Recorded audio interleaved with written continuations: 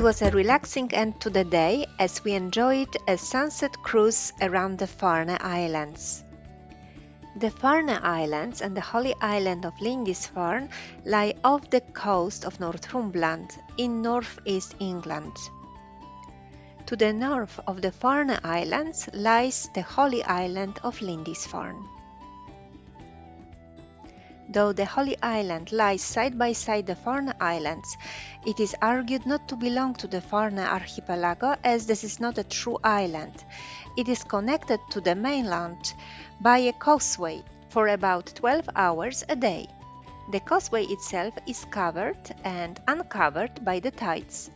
The Farne Islands are formed from the rocks of the Whin Seal complex, which also forms the outcrops of rock that Bamburgh and Bamburgh Castles and parts of Hadrian's Wall are built on.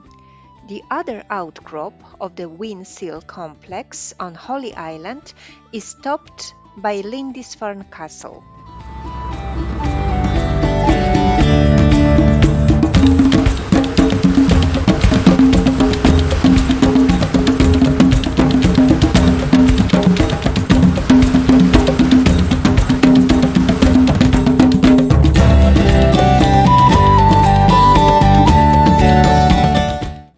The Farne Islands are an archipelago of between 15 and 20 islands depending on the height of the tide, lying approximately 8 kilometers northeast of the village of Lighthouses, from where we departed on our sunset cruise.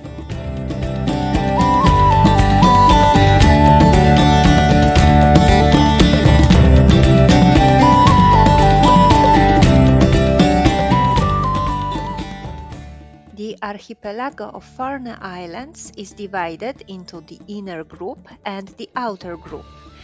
If Lindisfarne is excluded, the island of Inner Farne is then the largest at 16 acres and is the closest to the mainland. Lindisfarne itself measures almost 5 kilometers west-east and 3 kilometers north-south.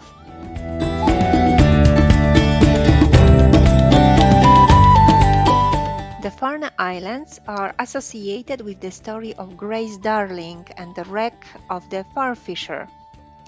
Grace Darling was the daughter of Longstone lighthouse keeper, one of the island's lighthouses, William Darling.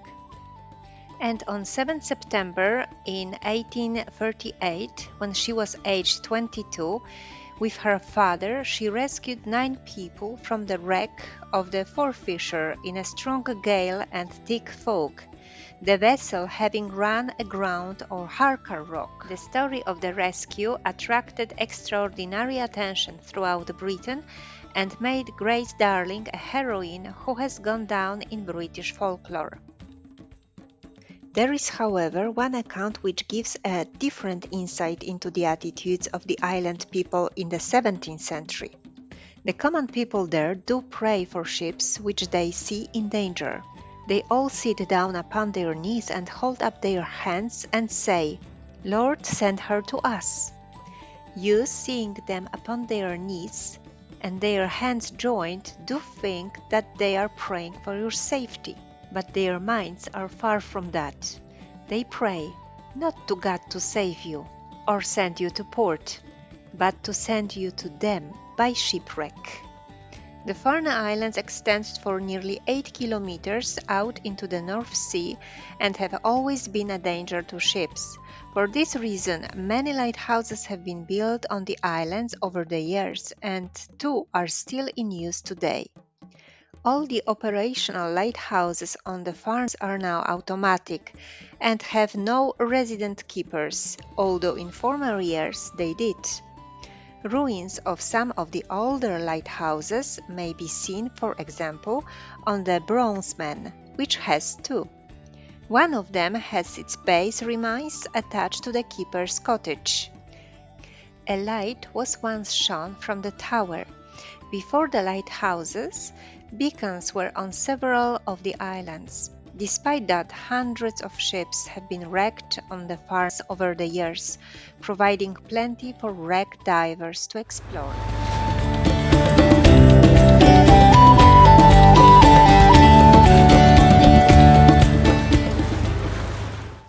The earliest recorded inhabitants of the Farne Islands were various Culdees, some connected with Lindisfarne. This followed the old Celtic Christian tradition of island hermitages, also found in Wales, Cornwall and Hiberno, Scotland. The islands were used by hermits intermittently from the 7th century. These included St. Bartholomew of Farne. The last hermit was Thomas de Melsonby, who died on the islands in 1246. Hermits were replaced, as elsewhere in Europe, by Benedictine monks, and a formal monastic cell was established on the islands around 1255. The cell was dependent on Durham Abbey, now Durham Cathedral. A very small cell was usually home to only 2 monks, although on occasion this rose to as many as 6. The cell was dissolved in 1536 as part of King Henry VIII's dissolution of the monasteries. In the course of their turbulent history, the islands had belonged to County Durham till 1844, when they became the part of Northumberland County and are currently owned by the National Trust. The islands are first recorded in 651, when they became home to Saint Aidan, followed by St. Cuthbert. Cuthbert isolated himself on the islands until he was called to the bishopric of Lindisfarne, but after 2 years he returned to the solitude of the Inner Farne and died there in 687, but his body was moved back to Lindisfarne. St. Cuthbert's Chapel on Inner Farne was once part of a larger monastic complex, which included another chapel and surrounding courtyards. The first structures built by the monks Aidan and Cuthbert or Inner Farne are no longer visible. In Life of St. Cuthbert, medieval scholar and monk Bede the Venerable gives some clues about these early buildings. Cuthbert's cell, first built by Aidan, was made of stone and turf and was, according to Bede, higher than a man. Another larger structure, a guest house or hospitium, probably stood where the Fisher House is sited today. In the Middle Ages, the monks of the House of Farne were wealthy enough to build larger stone structures. They cultivated crops and kept livestock on some of the other islands.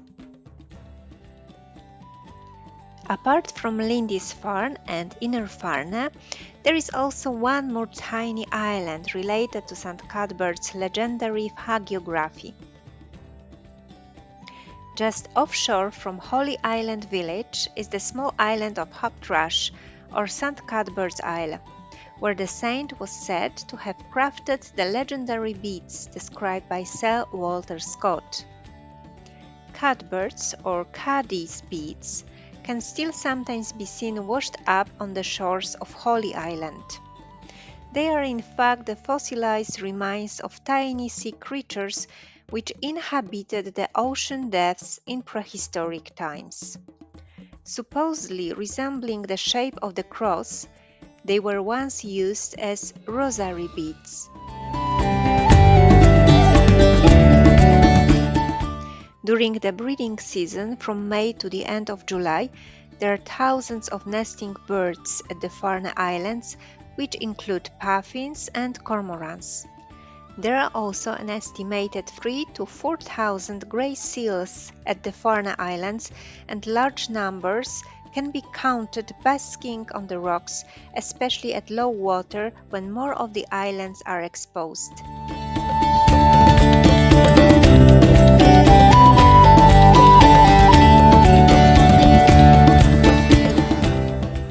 Following the cruise around the archipelago, we continued to sail along a beautiful coastline to enjoy scenic sunset views as the sun sets behind the Inner Farne with St. Cuthbert's Chapel.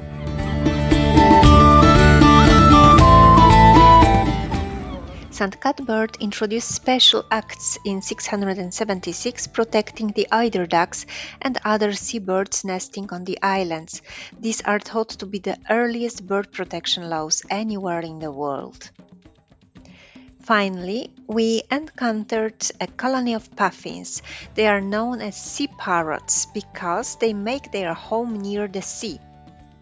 Puffins gather in colonies to breed during the spring and summer and usually pair up with the same partner as in previous years, which sounds very romantic. Puffins have short, stumpy orange legs and large webbed feet, which make them great divers. They have a huge multicolored beak and black and white features. They are fish fans and can hold up to 10 fish in their mouth at once. The Farne Islands are popular with bird watchers and as scuba diving locations, with a variety of sites suitable for all levels of divers, for the seals and wrecks.